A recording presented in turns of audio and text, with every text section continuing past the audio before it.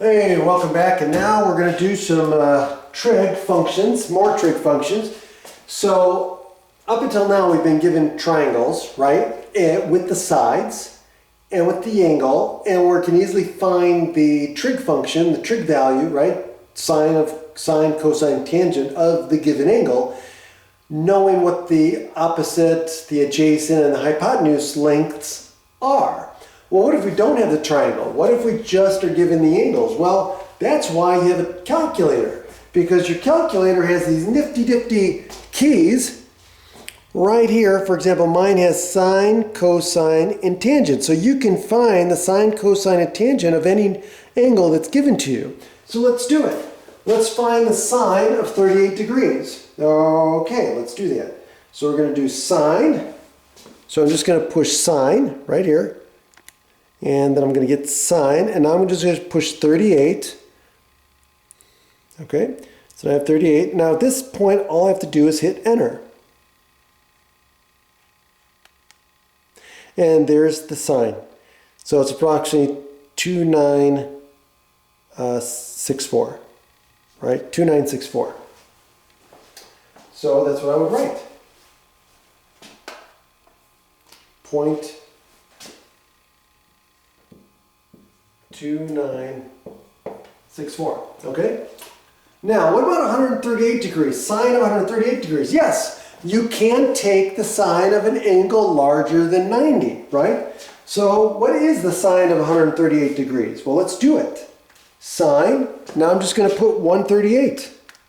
And so that's what I have. And now I'm going to hit enter. And I get negative 0.2281. So approximately negative 0.2281. Negative. Okay, we'll go over that in a second. Now what about cosine of 151.6? Okay, now we're going to do cosine. So I'm going to hit cosine. Right, there's cosine. And there, now I'm going to hit 151.6. So 151.6. And so there it is in the calculator, and if I hit enter, I get 6942 approximately. So I put in 0.69, oops, 6942. Okay, so now those are the answers. Now, why is one of them negative? Okay, so this is where my little rectangular coordinate system comes in here. So the XY plane. So let's say this is X and Y, right? Well, let's say this is the measurement of the angle theta, right? Well, when theta is over here, let's say from 0 to 90 degrees, well, what is the opposite and how do we measure the opposite side and the adjacent side? Well, if you look at the quadrant here, X and Y are both positive in the first quadrant, right? So we know this is going to be X and this is going to be Y, and they're both positive, which means any ratio is going to be positive. So for this one, we know sine is going to be positive here. Why? Because sine is opposite. Right? So opposite over hypotenuse. The hypotenuse is always positive from the rectangular plane. So even over here, if your theta is over here, let's say, oh, well, let's put it there. Let's say you have another angle, and that angle goes from here to here. Okay? And that is, let's call it alpha. Okay? Now, look what happens. Now, the angle is alpha, and look, I can create another right triangle from this line segment. Let's say I have a radius, right? And I'm moving this bar around a circle. And so depending on where that bar is dependent on the angle. So if I move the bar over here, well, now the bar faces this way in the second quadrant, and I can form a right triangle in here. Now in this case here, again, my opposite is in the y direction, and so is x.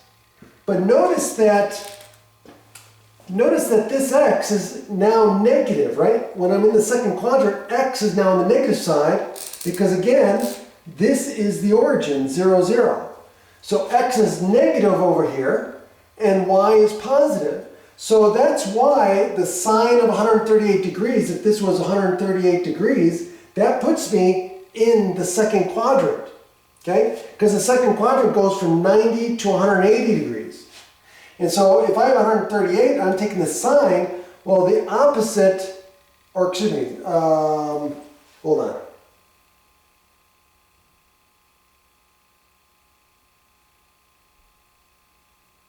Hold on, that should be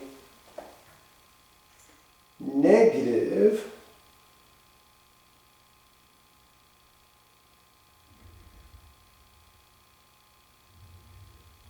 No, I did cosine.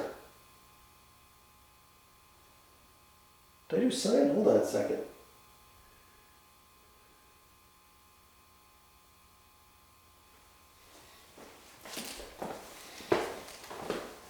Something's not right. Let me see. Sine.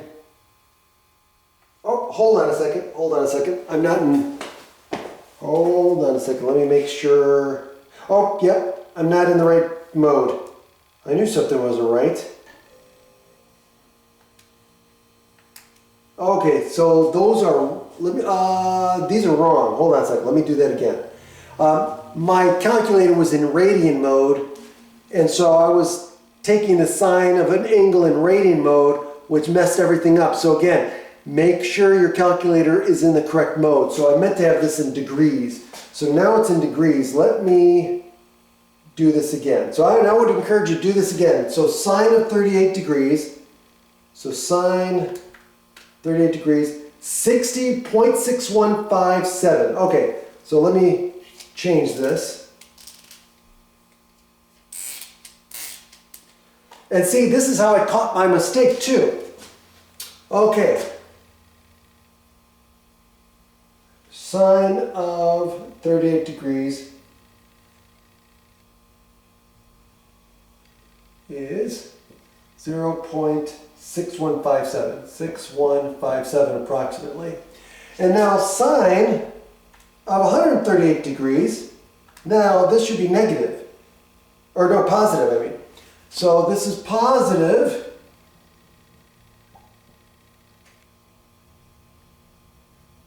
0.6691. Now this one should be negative. I should have caught that. So cosine of 151. So cosine of 151.6, and that of course, yes, is negative 0.8796. 8796. Okay, sorry about that. Again, make sure your calculator is in the right mode. Usually they're all in degrees, but mine can be changed to radians, and I was using radians before. Okay, so now it makes sense because sine is always positive. As you can see, y is always positive in the first and second quadrant. So any angle that's in the first and second quadrant, is the sine of that angle is going to be positive. Here, cosine is adjacent, right? So I'm in the second quadrant, but I'm adjacent over hypotenuse. So here, the x is negative. So a negative number divided by a positive number is negative, which means this should be negative. So that's why you can get negative numbers. And again, I'm not going to go all the way around the circle, but it works for all three of the quadrants. So all of the trig functions are positive here in the first quadrant. The sine is positive only in the first and second quadrant. Okay? Cosine is only positive in the first and fourth quadrant. Okay? And tangent is only positive in the first and third quadrant. Okay? So again, you don't necessarily need to know that, but it's helpful to know it. Have a great day.